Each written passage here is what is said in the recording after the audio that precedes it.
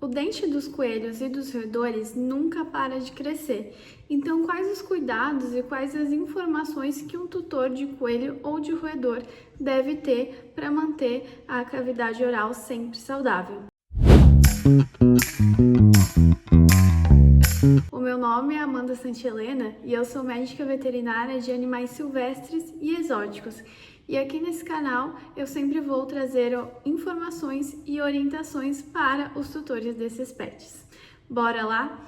Hoje eu pensei em falar com vocês sobre a questão dentária desses animais, né? Os tutores ficam com muita dúvida e é importante esclarecer sobre elas. Primeiramente, o coelho, né, ele não é considerado um roedor, ele é um grupo à parte, ele é um lagomorfo. E ele tem, dentre outras diferenças anatômicas e fisiológicas dos roedores, a questão dentária um pouquinho diferente. O coelho, ele tem todos os dentes de crescimento contínuo, então os molares, premolares e os incisivos. Eles não têm, nenhum desses animais desse grupo, os caninos, né? Eles não precisam rasgar alimentos, rasgar carne como os animais carnívoros, então eles não têm os dentes caninos, todos esses desse grupo, incluindo o coelho. Eu vou mostrar aqui para vocês, né, a imagem de um crânio de coelho e mostrar onde essa parte sem dente, né, que é o diástema, né, essa partezinha sem dente circulada aqui na imagem, é onde seriam os caninos, mas que no caso não existe. Então lá para trás, que eu vou circular agora, os molares e os premolares, e os da frente, né, esses dentões da frente, os incisivos. A diferença dos coelhos é que em cima, né, que seria a parte maxilar, eles têm 4 incisivos, então eles têm 4 dentinhos em cima, na frente e em cima. E os roedores não têm esses 4, na verdade eles só têm 2. O coelho, vou circular agora na imagem para vocês, parece mini dentinhos, que são os dentes acessórios que ficam atrás desses. E embaixo, então, ele só tem 2. Então, pensando nos incisivos, só os coelhos têm 6 incisivos e os roedores não têm.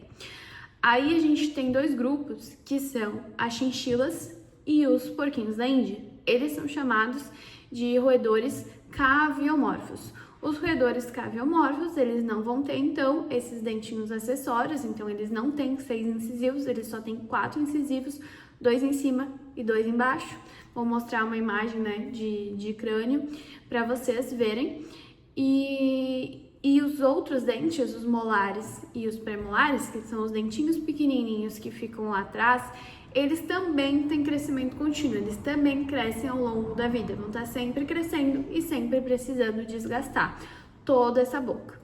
E aí a gente fala também dos roedores miomorfos, que são os ratos, os hamsters e os camundongos e os gerbis. São outro grupo de miomorfos, os miomorfos são outro grupo de roedores. Qual a diferença da dentição deles? Esses ratinhos e hamster, etc., eles só têm crescimento contínuo do dente da frente, só os incisivos. A cavidade oral é relativamente parecida, eles também não têm um canino, só que só cresce o dentinho da frente, tanto de cima quanto de baixo. Lá atrás, né, que são os molares e os premolares, vocês não vão ouvir a gente falar de hipercrescimento, de ter crescido o dente lá atrás. Pode ter tido outros problemas, mas esse problema não. E aí a gente entra, né, num assunto que daria um vídeo à parte, de que toda dieta, por essa razão dos dentinhos e outras também da funcionalidade do trato gastrointestinal, digestório e tudo mais, muda tudo e muda inclusive a dieta deles, né? Os caviomorfos, que são chinchilas, porquinho da Índia e coelho, eles são estritamente herbívoros, não podem comer proteína animal. E os miomorfos, que são os outros roedores, eles são onívoros, então eles podem comer proteína animal, né? Eles conseguem digerir proteína animal e têm a dentição que facilita eles a comer. Então a gente às vezes pode dar insetos, a gente pode dar ovo cozido, a gente pode dar frango para os ratos, camundongos, gerbil, hamster, etc. Para porquinho da Índia, chinchila e coelho não. E um dos motivos é o dentinho, dentre outras razões. E uma preocupação dos tutores, uma preocupação real e necessária, é se nunca para de crescer, o que eu faço para o meu animal não ter um hipercrescimento dentário? O primeiro ponto é alimentação, tá?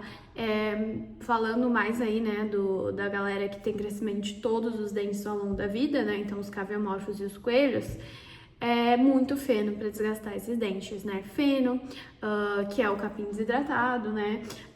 O próprio capim em si, né? Antes do processo de secagem, desidratação, né? Capim, desgasta o dentinho. As verduras no processo de mastigação acabam desgastando, só que não a mesma coisa, né? Não com a mesma intensidade que a alimentação com esses materiais mais fibrosos, que são o feno, o capim de fato, permite o desgaste. Sempre que eles estão mastigando, eles têm uma mastigação muito mais complexa de que só abrir e fechar a boca, né? O coelho, por exemplo, ele consegue fazer toda a lateralização, né? Quem tem coelho, para e observa eles mastigarem por um tempo, que vocês vão entender um pouquinho melhor. Ele tem uma mastigação lateralizada, vai um pouco, né, rosto caudal, né, para frente e para trás, enquanto eles estão comendo o material fibroso. Quando eles estão comendo ração, é praticamente uma mastigação de abre e fecha, já engole, pega mais ração, engole, pega mais ração. O que acontece? Não permite um desgaste dentário, né? Quem só come ração, só come fruta, só come mamão, banana, é uma alimentação macia que não permite o atrito, né, dos dentes de cima com os dentes de baixo, maxilares com os mandibulares, e não permite o desgaste, né? É muito comum o problema dentário porque o tutor não alimenta da forma correta como deveria, tá? E os ratinhos, né, acaba que eles não têm esse costume de mastigação de feno, mas eles têm muito costume de roer as coisas, né, roer objetos de madeira. Então, tanto para eles, né, quanto para os coelhos, é importante que tenha no ambiente estruturas de madeiras, tocas, túneis, brinquedinhos, coisas que eles vão estar sempre roendo e desgastando os dentinhos dele. Agora, quando não é voltada à alimentação, eu sempre dou feno pro meu coelho, pro meu porquinho, a alimentação dele é impecável, eu sigo todas as orientações do veterinário e mesmo assim o meu animal pode ter problema de hipercrescimento dentário? Pode, tá? Infelizmente existe muito, cada vez mais, questões genéticas, e aí eu falo principalmente de coelhinhos com o crânio mais encurtado do que o normal. Então tem várias raças aí, por exemplo, o Netherland Duff, o Lup, né, todas as raças de Lup, que são os coelhos de orelha caída, tem uma linhagem que ela vem com o crânio cada vez mais arredondado e encurtado, mas com o mesmo número de dentes, então é uma predisposição maior a vir com problemas dentários de má oclusão. Tenho bastante pacientes com má oclusão que, por exemplo, o dentinho de cima, ele tem que ser na frente do dentinho de baixo. Pacientes com alterações de má oclusão, o dentinho de baixo fica na frente do de trás e às vezes é um deslocamento bem importante. O que acontece? Não adianta mastigar feno, não adianta comer um monte de coisa fibrosa, que inclusive ele provavelmente vai ter dificuldade para comer, porque o dente não se encaixa. Se ele não se encaixa, ele não consegue, infelizmente, fazer o desgaste dentário. Falei exemplo de coelho, mas com certeza pode acontecer com vários outros animais, né? Com esses grupos todos. Ou ele nasceu assim por um problema genético, ou ele teve um acidente, né? Caiu do sofá, né? Já tive paciente com uma queda boba, assim, foi pular do sofá, bateu o rostinho no chão. Fraturou, luxou um pouquinho, né? Deslocou o dente. Deslocando, não se encontra mais, um paciente provavelmente vai sempre ter problema dentário. Tem situações que a gente faz o desgaste, né? E eu tenho paciente que, por exemplo, vem a cada 2 meses fazer o desgaste, porque tem essa questão de oclusão. E outros que a gente opta pela extração, daí a gente extrai todos eles, porque não tem como, por exemplo, todos os incisivos nesse exemplo, né? Extrair só os de cima e não extrair os de baixo, que conforme o de cima vai crescer, ele vai machucar toda a gengiva, causar um abscesso, causar um ferimento.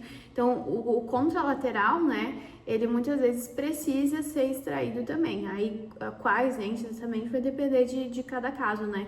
Mas tem pacientes que vivem bem sem os incisivos, e só precisam, às vezes, de um auxílio, cortar o feno para eles, alguma coisa assim. Aí eles se adaptam a pegar o feno com a língua, né, o alimento com a língua, e jogar nos de trás, né, jogar nos maxilares, nos premolares e nos molares, tá?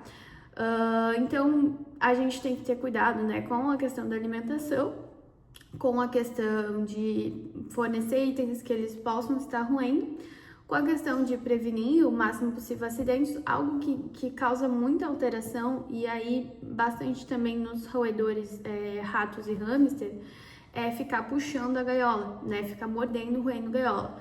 Um paciente que está estressado, que a gaiola tem muitos animais e ali tá tendo brigas por questão de hierarquia, ou esse ambiente é pequeno, esse ambiente está sujo, esse ambiente é tedioso, não tem brinquedos, não tem enriquecimento ambiental, esse animal vai ficar roendo gaiola, roendo grade, pode sim, imagina ele puxar e puxar o dentinho junto, né? Porque esses dentes, eles não são tão firmes, né? Eles não têm a parte da raiz dentária. Os carnívoros, nós, seres humanos também, temos uma raiz dentária, uma estrutura que, digamos assim, prende melhor o dente. Esses outros animais, eles não têm uma raiz verdadeira, a gente não pode dizer que eles têm raiz, a parte interna, né? A gente chama de coroa clínica, o que a gente tá vendo de dente, e coroa de reserva, o que tá, digamos, na parte interna, que a gente só veria, por exemplo, num raio-x. Não é uma raiz de verdade.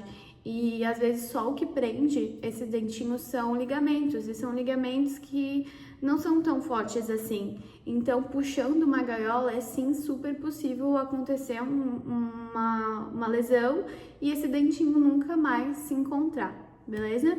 Então, a maioria desses, por exemplo, coelho não deve ser criado em gaiola, né? Rato, hamster já existe um costume de gaiolas, mas elas devem ser amplas, elas devem ser grandes, elas devem ser arejadas, elas devem ter enriquecimento ambiental lá dentro, né?